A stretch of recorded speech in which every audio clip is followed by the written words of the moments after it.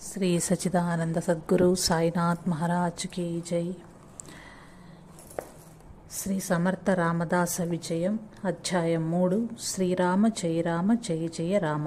సూర్యాజీ దంపతుల నిరీక్షణ। విద్యాసాగరుడు గురుదేవ, చాలా అద్భుతంగా ఉన్నది। సూర్యదేవుని ప్రత్యక్షంగా దర్శనం చేసుకున్నట్లున్నది। మీరు వర్ణిస్తున్న ఈ ఘట్టం వింటుంటే నాకు అటువంటి అనుభూతి కలిగింది। ధన్యుడను అంటూ నిత్యానంద స్వామి వారికి పాదాభివందనం చేశాడు విద్యాసాగరుడు। నిత్యానంద యోగి ఆశీర్వచనం చేసి, చిరంజీవి, నీవు రసానుభూతిని పొందే శ్రోతవు, సంతోషం। ఇప్పుడిక సూర్యాజీ పంత్ శ్రీరామ దర్శనం పొందిన కథను చెబుతాను, ఆలకించు అంటూ కథను ప్రారంభించారు। సూర్యాజీ పంత్ రేణుబాయిలు సూర్య భగవానుడు చెప్పినట్టు శ్రీరామ దర్శనం ఎప్పుడెప్పుడు చేసుకోగలుగుతామా అని తహతహలాడుతూ ఆ రోజు నుండి రామోపాసన తీవ్రంగా ప్రారంభించారు। దంపతులు ఇరువురు ఒక క్రమంలో శ్రీరాముని ఆరాధిస్తూ ఉన్నారు। చైత్ర శుద్ధ పాడ్యమి నుంచి వసంత నవరాత్రులు దీక్ష పూనినారు। అతని భావమరిది భానోజీ గోస్వామి మంచి కీర్తనకారుడు। అతని సహకారంతో సూర్యాజీ ప్రతిరోజు తెల్లవారుజామున సుప్రభాత సేవతో ప్రారంభించి అభిషేకాలు అర్చనలు చేసేవారు। రామకథా శ్రవణం చేసేవారు। మధ్యాహ్నం నైవేద్యం చేసి హారతిచ్చేవారు। కొద్ది సమయంలో గ్రామ వ్యవహారములు పర్యవేక్షించి తిరిగి స్నాన జపములను పూర్తి చేసుకుని భానోజీ కీర్తన వినేవారు। తర్వాత స్వల్పంగా ఉపాహారం తీసుకునేవారు। రామనామ స్మరణతో నిద్రించేవారు। తిరిగి తెల్లవారుజామున శ్రీరామ సుప్రభాత సేవతో నిత్య కార్యక్రమం ప్రారంభమయ్యేది। గ్రామంలోని భక్తులంతా ఈ కార్యక్రమంలో పాల్గొనేవారు। శ్రీరామ నామ భజనలతో వారి ఇల్లు మారుమ్రోగిపోయేది। ఇలా నవరాత్రులలో శ్రీరాముణ్ణి పూజిస్తూ ఉండగానే 7 రోజులు గడిచిపోయాయి। సూర్యాజీ శ్రీరామ దర్శనం కొరకు ఎదురు చూడసాగారు। ఇంకా శ్రీరామచంద్రుని దర్శనం కాలేదని ఆ దంపతులు తహతహలాడుతున్నారు। స్థిర చిత్తంతో భగవదారాధన కార్యములు క్రమం తప్పకుండా చేస్తూ అంతరాత్మలో శ్రీరాముని దర్శించే సమయానికై నిరీక్షించసాగారు। ఆలస్యం సహించలేనిదిగా ఉంది। అయినా సూర్యదేవుని ఆశీర్వచనములు సత్యమై తీరునని పటిష్టమైన నమ్మకం ఉంది। నవరాత్రి పూర్తయ్యేలోపు శ్రీరామచంద్రుని దర్శనం కలిగి తీరుతుందన్న అపారమైన విశ్వాసము ఉంది। అష్టమి నాడు ఉషోదయ వేళ నుండి ఉదయ కార్యక్రమాలన్నీ పూర్తయ్యాయి। భానోజీ శ్రీరామ కథను ఈ విధంగా చెప్పుటకు ప్రారంభించాడు। శ్రోతలారా, ఈరోజు కథావృత్తాంతం శబరికి శ్రీరామ సందర్శన ఘట్టం। సావధానులై ఆలకించండి। శ్రీరామచంద్రుడు ఆశ్రిత వత్సలుడు, ఆనంద స్వరూపుడు। ఆయననే నమ్మి నిరంతరం నామస్మరణ చేసే వారి సముఖానికి తానే స్వయంగా నడిచి వచ్చి దర్శనమిస్తాడనే సిద్ధాంతానికి తర్కణము। ఎంత ధన్యులు శబరి! బోయకులమునందు పుట్టినప్పటికీ రామనామ స్మరణతో శ్రీరామ ధర్మాన్నే కాక ముక్తిని కూడా సంపాదించింది। ఇప్పుడు ఆ పరమపావన స్త్రీమూర్తి యొక్క వృత్తాంతం మనం చెప్పుకోబోచున్నాము। సాధు సజ్జనులారా, పూర్వము మతంగ మహర్షి అను బ్రహ్మజ్ఞాని ఆ అరణ్యంలో నివసిస్తూ ఉండేవారు। ఆయన వయోవృద్ధులు, జ్ఞానవృద్ధులు। వీరు నిత్యము బ్రహ్మ ముహూర్తంలో నదీ స్నానమునకు పోవు మార్గమంతటా పరిశుభ్రం చేస్తూ వారి కాళ్లకు రాళ్లు గుచ్చుకోకుండా ఉండేందుకై అడవిలోని పూలన్నీ తెచ్చి దారిలో పరుస్తూ తాను అజ్ఞాతంగా ఉండి సేవ చేసిన స్త్రీ శబరి। ఒకనాడు మహర్షి గుర్తించి ఆమెను ఆదరించి తన ఆశ్రమానికి వచ్చి ఉండమన్నారు। ఆమె, నేను బోయ కులస్తురాలని, నా సేవ కూడా ఎవరికీ వద్దని మనమలందరూ నన్ను కోపగించుకున్నారు స్వామి। నేను దూరంగా ఉంటూ మీ సేవ చేసుకుంటూ ఇలాగే కాలం గడుపుతానని వేడుకున్నది। ఆమె యొక్క భూత భవిష్యత్ వర్తమాన విషయములన్నీ ఆయనకు దివ్య దృష్టిలో విశదమైనాయి। కావున ఎవరేమన్నా సరే నీవు వచ్చి నా ఆశ్రమంలో ఉండమని ఆశాసించారు। గురువాజ్ఞ మీరరాదని శబరి బద్దులాగై గురుసేవ చేసింది। ఆయన శబరికి శ్రీరామ మంత్రోపదేశం చేశాడు। ఒకనాడు శబరిని దగ్గరకు పిలిచి తాము వచ్చిన కార్యం నెరవేర్చిన తనని శ్రీరామచంద్రుడు సీతాన్వేషణ మిషతో ఈ ఆశ్రమానికి వచ్చి పావనం చేస్తాడని, అప్పుడు శ్రీరాముని శ్రీరామునికి ఆతిథ్యం ఇచ్చి తర్వాత ఆమెకు ముక్తి కలుగుతుందని చెప్పి దేహ విసర్జన చేశారు. శబరి ఆనాటి నుంచి శ్రీరామ మంత్రము జపిస్తూ శ్రీరాముడు ఎప్పుడు వస్తాడా అని ఎదురు చూస్తూ కాలాన్ని గడుపుతూ ఉన్నది. తన గురుదేవుని వాక్యంపై నమ్మకంతో శ్రీరామ ఎప్పుడు నీకు దయ కలుగుతుంది, ఎప్పుడు ఈ శబరికి దర్శనమిస్తావు తండ్రి, ఈ తనువు కేవలం గురువాజ్ఞను నెరవేర్చటం కొరకే ఉంచబడినదని విశ్వసించి బ్రతుకుతున్నాను. అనాథ బంధో దీన శరణ్య, ఎన్నాళ్ళి నిరీక్షణ తండ్రి, ఈ శరీరం వదిలి బడలి తడబడుచున్నది శ్రీరామ అంటూ నామంతోనే అడుగులు వేస్తున్నది. నామస్మరణతోనే పండ్లుకొస్తున్నది. ఈరోజు తెచ్చిన ఫలాలను జాగ్రత్తగా పెట్టి రాముని కొరకు దాస్తుంది. నిన్నటి ఫలాలను తీసి పారవేస్తుంది. రాముడు వచ్చే సమయం నాకు బావుగా పండిన ఫలములు జాగ్రత్తగా సేకరించి పెట్టుకోకుంటే శ్రీరాముడు వచ్చిన వేళకు ఆతిథ్యం ఎట్లు ఇవ్వగలను? గురువు యొక్క ఆదేశాన్ని, గురువు గారికి ఇచ్చిన మాటను నెరవేర్చేదెలాగా? ఇదే ఆలోచనతో శబరి శ్రీరాముని ఊహలలోనే కాలం గడుపుతూ ఉన్నది. క్షణంలో శ్రీరాముడు వస్తున్నాడేమోనని బయట చూస్తుంది. ఎప్పుడు వస్తాడో శ్రీరాముడను కొంటుంది. ఆహా, శ్రీరామ ఇంకా రాలేదేమి తండ్రి, ఎప్పుడు వస్తావు నాయనా? ఈ శబరిపై నీ కరుణా కటాక్షం చూపించు, నీవు దయాసాగరుడివి. శ్రీరామ నీవెక్కడ ఉన్నా శబరిపై ఇంచుక కృపాదృష్టి సారించు అని అనుకుంటుంది. ఆమె ఉచ్ఛ్వాస నిశ్వాసములలో శ్రీరామనామం జపం, ఆమె చూపులలో శ్రీరాముని కొరకు అన్వేషణ. ఆమె మద్రాసులో శ్రీరామ దర్శనం కొరకు ఉత్కంఠ నిమిషానికి పెరుగుతూ ఉన్నది.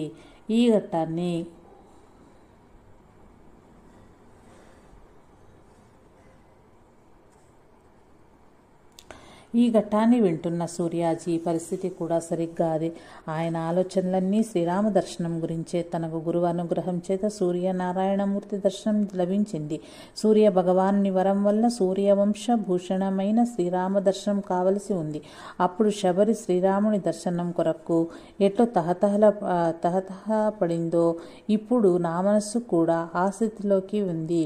ఇప్పుడు ఇంకొక గడియలోనో శ్రీరామ దర్శనము శబరి వలె నాకున్నో లభిస్తుంది అని తన ఆవేదనాపూరిత మనస్సును ఊరడించుకున్నాడు.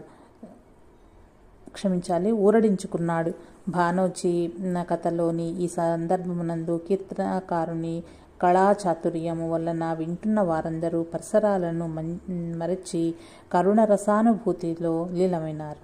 శబరి ఆవేదన విని అందరి హృదయాలు ద్రవించినవి. శ్రోతలందరూ కన్నులు తుడుచుకున్నారు. సూర్యాజీ రేణుబాయిల మనోతాపం వర్ణింపనలవి కానిది. కీర్తనాకారుడు కథ కొనసాగిస్తూనే ఉన్నాడు. శ్రీరామ నా తండ్రి, వచ్చావా? దీనశరణ్య, ఈ శబరిని కరుణించవా? శ్రీరామ, ఇన్నేళ్లకు నా గురుదేవుల ఆశయం నెరవేరింది. నా జన్మం ధన్యమైనది. శ్రోతలారా, అందరూ బిగ్గరగా పలకండి, రాజా రామచంద్ర మహారాజ్కి జై అన్నాడు. అందరూ ఏకకంఠంతో జై జయధ్వానాలు చేశారు. సూర్యాజీకి శ్రీరాముని దర్శనము. ఒకసారి ఊహాలోకంలో నుండి బయటకు వచ్చాడు సూర్యాజీ పంత్. కథ సాగించాడు భానోజీ. శ్రీరామునికి శబరి ఆతిథ్యం అని అన్నాడు. ఇంతలో బయట ద్వారం వద్ద నుండి పరిచయమైన వ్యక్తి గొంతు పంత్జీ అనే పిలుపు వినపడింది. మొదట వారికి ఆ పిలుపు లీలగా వినపడింది. తరువాత బిగ్గరగా వినపడింది. త్వరగా సూర్యాజీ లేచి సింహద్వారం వైపు నడిచాడు. అక్కడ తనకు బాగా పరిచయస్తుడైన వేస్కర్ కావలి మనిషి కనిపించాడు. అతడు సూర్యాజీ పంత్ దగ్గరకు వచ్చి, నమస్కారం, తమరిక్కడే ఉన్నారా అన్నాడు. సూర్యాజీ అతన్ని చూస్తూ, ఏమిటి బాయ్ విశేషం అంటూ ప్రశ్నించాడు. పంత్జీ, మన గ్రామ చెరువు వద్ద కల హనుమద ఆలయం వద్ద అరుగుపైన కూర్చుని ఎవరో ఇద్దరు మనుషులు మిమ్మల్ని తీసుకుని రమ్మని చెప్పారు. ఇంతలో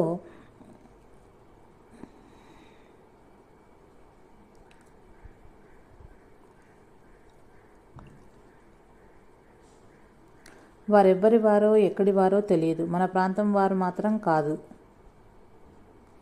వేషభాషలు చూస్తే మహమ్మదీయులైన పఠాన్ల వలె ఉన్నారు. కానీ వారిని చూస్తే చాలా మర్యాదస్తుల వలె ఉన్నారు. చాలా శాంతంగా నెమ్మదిగా మాట్లాడారు అని చెప్పాడు. సూర్యాజీ పంత్కు రామకథ పూర్తిగా వినకుండా మధ్యలో వదిలి వెళ్ళటం ఇష్టం లేదు. కానీ కర్తవ్యం ప్రకారం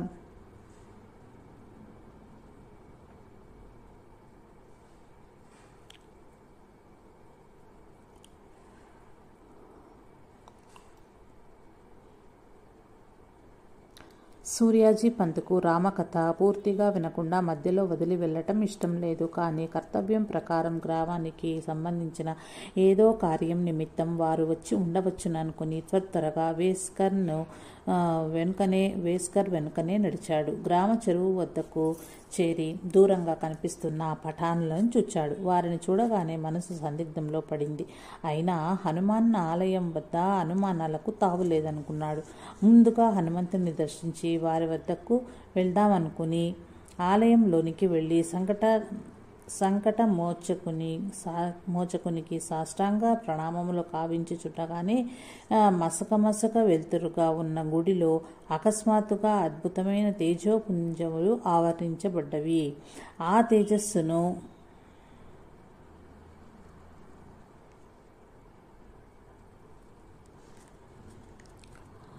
తేజస్సును చర్మ చక్షువులతో చూడలేక అచేతనుడైనాడు. క్రిందకు తూలి వాలిపోవుచుండగా అచ్చట ఉన్న వేస్కర్ ఆంజనేయ స్వామిగా మారిపోయి తన ఒడిలో పరుండ చేసుకున్నాడు. దూరంగా ఉన్న పఠానులు విడివిడిగా దగ్గరకు వస్తూ రామలక్ష్మణులుగా నిజరూపులైనారు. శ్రీరాముడు తన చేతితో పంత్ గారి శరీరమును ఆపాదమస్తకం సృశించినాడు.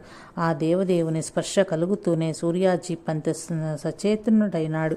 మెల్లమెల్లగా కళ్ళు విప్పి చూచాడు. మెల్లగా లేచి కూర్చున్నాడు. తన కళ్ళను తానే నమ్మలేకపోయినాడు. వేస్కర్ గాని పఠాన్లు గాని లేరు. తన చుట్టూ రామలక్ష్మణులు హనుమంతుడు మందహాసం చేస్తూ తననే చూస్తూ ఉన్నారు. సంభ్రమాశ్చర్యాలతో ఒడలు జలధరించింది. గగురుపాటుతో రోమాంచితమైంది. ఆనంద పారవశ్యంతో గొంతు గద్గతమైంది. కన్నులు ఆనంద బాష్పాలతో నిండిపోయాయి. ఆ క్షణంలో సూర్యాజీలో అష్టసాత్విక భావాలు జాగృతమయ్యాయి. అనగా సంభ్రమము, ఆశ్చర్యము, ఆనందము, పారవశ్యము, గద్గతికము, అశ్రుపాతము, శరీర కంపము మరియు స్వేదోద్భవము అంటే చెమర్చుట ఒక్కసారిగా కలిగినాయి. అంతరాత్మ శ్రీరామనామ మంత్రాన్ని ఘోషిస్తూ ఉన్నది. క్రమంగా శ్రీరామ కృపాదృష్టి ప్రసారం చేత అతని శరీరం జాగృతి చెందింది. శ్రీరాముని పాదాలపై వ్రాలి పాదములను గట్టిగా పట్టుకొని ఆనంద బాష్పాలతో అభిషేకిస్తున్నాడు. గర్భంలో నుంచి రోదనం తన్నుకొని వచ్చింది. రోదిస్తూ ఉన్నాడు, ఆనందపడుచున్నాడు.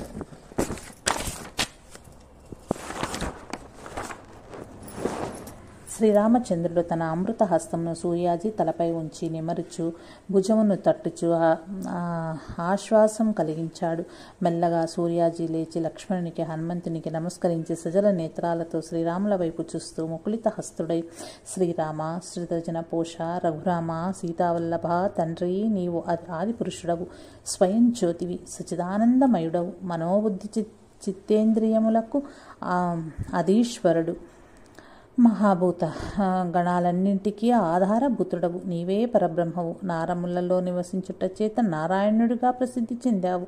క్షీరసాగర సేన, నీవు కానిదేదీ లేదు జగతిలో. పరమేశ్వరి, నీవు గరిష్ఠులకు ధ్యేయమైన ఆత్మవు, సర్వార్థ సాధకులకు సాధనీయుడవు, ఆర్తజనుల కోరికలు తీర్చుటలో నీవే సాటి. నీవు కరుణాకరుడవు, కౌసల్య నందన, జన్మాంతరాల సాధన ఫలించింది. నా జన్మను సఫలం చేశావయ్యా తండ్రి అని ప్రార్థిస్తూ తిరిగి రాముని పాదాలకు సాష్టాంగ దండ ప్రణామములను ఆచరించాడు. శ్రీరాముడు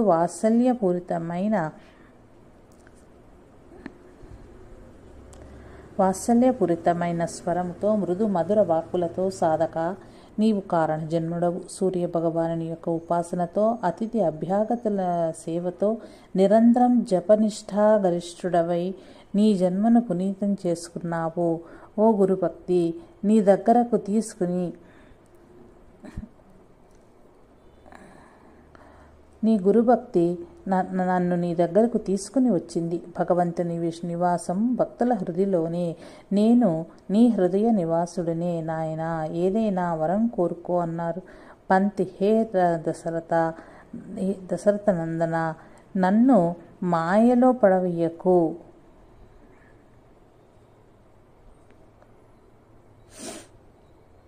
ప్రపంచంలో అన్ని వస్తువులు నశ్వరమైనవే. అట్టి వారిని కోరి నిన్ను వరమడిగేటంత అవివేకం మరొక్కటి లేదు. హే భక్తవత్సల, దీనబంధు, దయాళో, నాకు నీ యందు నిశ్చల భక్తిని నీ పాదార విందముల చేత నిరంతర నివాసాన్ని ప్రసాదించండి. అది 10,000 అని ప్రార్థించాడు. అయోధ్యాధీశుడు మందహాసం చేస్తూ, భక్త, సాధుజన సేవలో గురుసేవలో పరిపక్వం చెందావు. రాజయోగంలో పరిపూర్ణుడవైనావు. నీ వంటి వాడు అడగవలసినదే అడిగావు. తథాస్తు. అయినా నీ జన్మ కారణం వేరుగా ఉన్నది. నీ చెంతకు రావటంలో దైవకార్యము స్వకార్యము మిళితమై ఉన్నది. నీకు సూర్యాంశంతో ఒక కుమారుడు, హనుమదంశంతో ఒక కుమారుడు జన్మిస్తారు. నీ 2వ కుమారుడు రామనామ ప్రచారాన్ని చేస్తూ ఈ కలియుగంలో ధర్మోద్ధరణ చేశారు. పరమశివుని అంశంతో ధర్మ సంస్థాపనార్థం ఒక మహారాజు జన్మించుచున్నాడు. వానికి నీ కుమారుడు మార్గదర్శి అవుతాడు. మీ వంశం ఉద్ధరించబడుతుంది అని ఆశీర్వదించాడు. పంత్ చేతులు జోడించి, దేవాదిదేవా, మీ అనుగ్రహం ఎల్లవేళలా నాకు కలిగేలాగున్న వరం ప్రసాదించండి అని కోరుకున్నాడు. శ్రీరామచంద్రుడు క్షణంలో సీతారామ లక్ష్మణ హనుమాన్ విగ్రహములను సృష్టించి అతనికి అందిస్తూ, నీ ఇచ్ఛ తప్పక నెరవేరుతుంది అని అంతర్ధానమయ్యారు. వెంటనే పరుగులు తీసి సూర్యాజీ గృహమునకు చేరుకున్నాడు. ఇంటి వద్ద శ్రీరామ కథాగానం కొనసాగుతూనే ఉన్నది. రేణుబాయి కథాశ్రవణం చేస్తూనే ఉన్నది. కానీ మాటిమాటికి భర్త కోసం సింహద్వారం వైపు చూస్తూనే ఉన్నది. చేతిలో సీత, రామ, లక్ష్మణ, హనుమాన్ విగ్రహాలతో సింహద్వారం దాటి లోపలికి వచ్చాడు సూర్యాజీ. రేణుబాయి ఆతురతతో లేచి నిలబడింది. సూర్యాజీ గబగబా ఆమెను చేరుకుని తన చేతిలోని మూర్తులను ఆమెకు అందించాడు. భానోజీ గోసావి సరిగ్గా అదే సమయానికి శ్రీరామ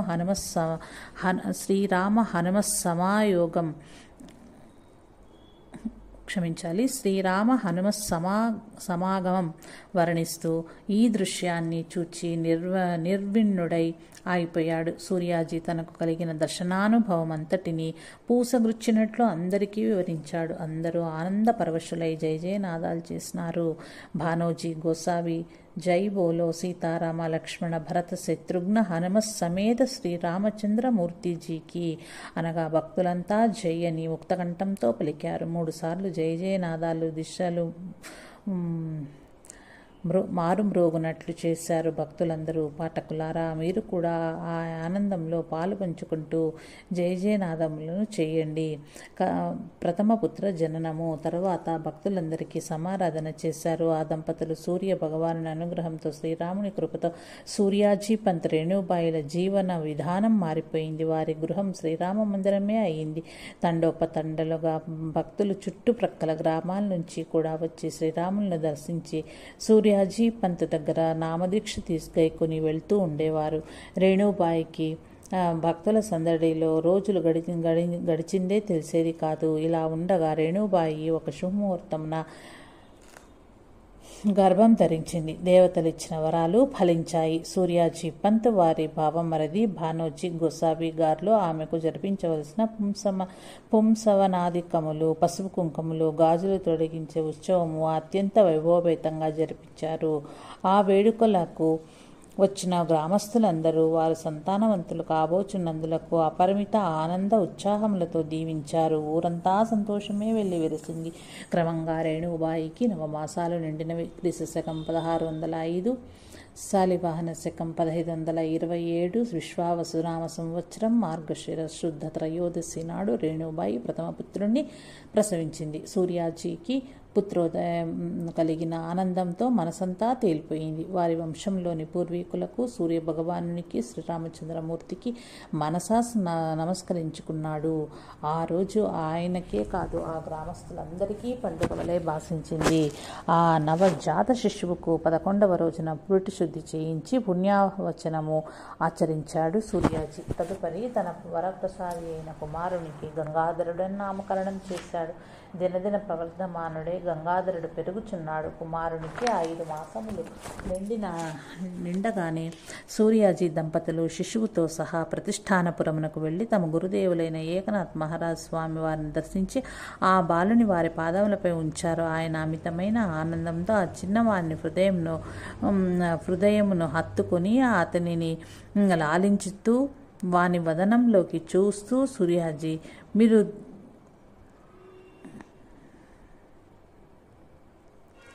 ధన్యజీవులు. మీరు మీ వంశోద్ధారకుడు, పరమభక్త శిఖామణి శ్రీరామ అనుగ్రహంతో గొప్ప సాధకునిగాను రాజయోగిగాను అభివృద్ధి చెందుతాడని దీవించారు. ఇంకా ఇలాగన్నారు, ఇతని భక్తి శ్రేష్టమైనది, అందువల్ల ఇతనికి శ్రేష్ఠుడని పిలవండి అని వివరించారు. నాథ్ మహారాజు తమ సతీమణి గిరిజాబాయికి పిల్లవాణ్ణి అందించారు. ఆమె వాణ్ణి ఎత్తుకుని ముద్దాడి నూతన వస్త్రములతో తులసి మాలతో అలంకరించి కొలది రోజులు వారు గురు సాన్నిధ్యంలోనే గడిపారు. తర్వాత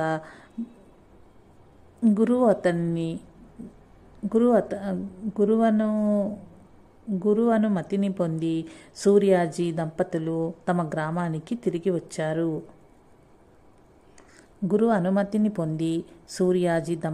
తమ గ్రామానికి తిరిగి వచ్చారు.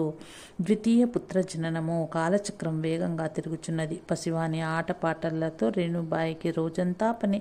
2 సంవత్సరాలు ఇట్టే గడిచిపోయినాయి. రేణుబాయి 2వసారి గర్భవతి అయింది. ఈసారి హనుమంతుని అంశతో కుమారుడు పుట్టగలడని దంపతులకు ముందే తెలుసు. శ్రీరామనామము, హనుమంతుని నామము విడువక స్మరిస్తూ దంపతులు ఎదురుచూస్తూ ఉండగా శాలివాహన శకం 1530, క్రీస్తు శకం 1608 చైత్ర శుద్ధ నవమి శ్రీరామనవమి రోజున మిట్ట మధ్యాహ్నం సరిగ్గా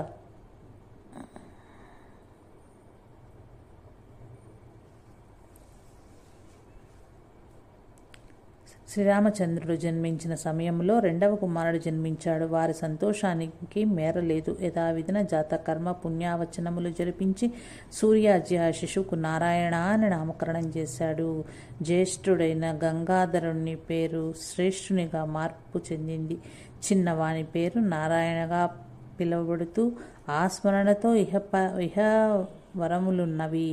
వరములున్నను సమకూరే విధంగా అలలారుచున్నది.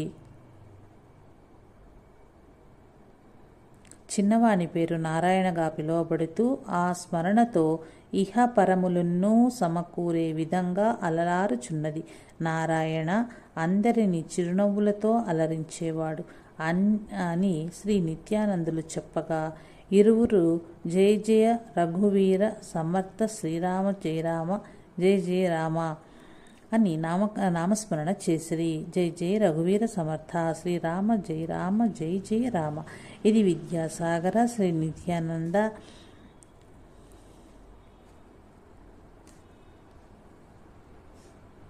నిత్యానంద యోగి సంవాద రూపమున శ్రీ దత్తాత్రేయ సంప్రదాయ శిష్య పరంపరలోని శ్రీ శ్రీ శ్రీ స్వామి విఠలానంద సరస్వతి మహారాజ్ శ్రీ విఠల్ బాబాజీ విరచిత శ్రీ సమర్థ రామదాస విజయములోని తృతీయోధ్యాయం సంపూర్ణం.